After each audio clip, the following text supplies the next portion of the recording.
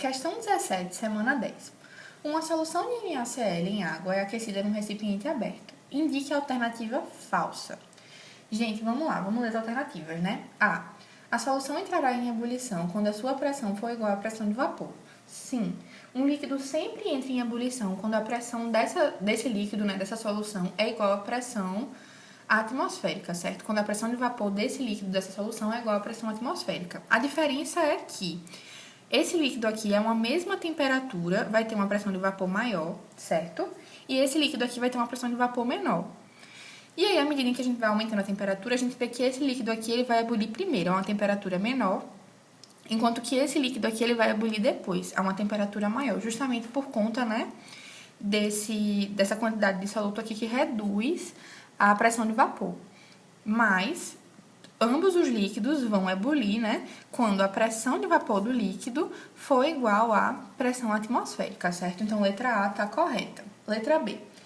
A concentração e quantidade de matéria da solução aumentará à medida em que se prosseguir a ebulição. A gente está analisando essa solução aqui, né, que tem NaCl, certo?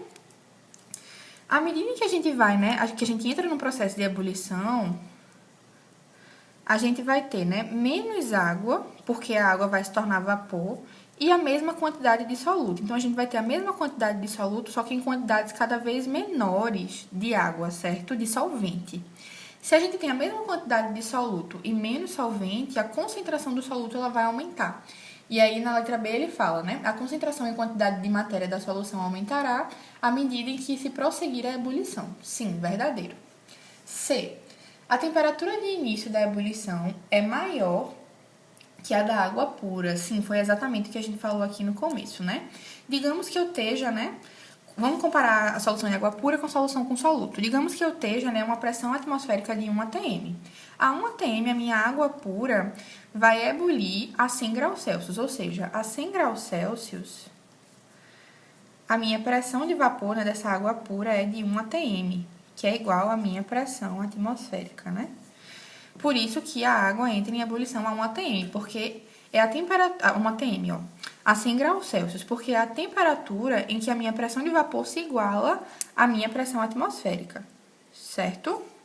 O que acontece aqui, quando eu coloco soluto, eu diminuo a minha pressão de vapor, certo? Eu diminuo a quantidade de vapor que eu tenho aqui em cima. Então, a 100 graus Celsius, pode ser que a minha pressão de vapor... Pode ser não, né? A minha pressão de vapor vai ser menor que 1 atm.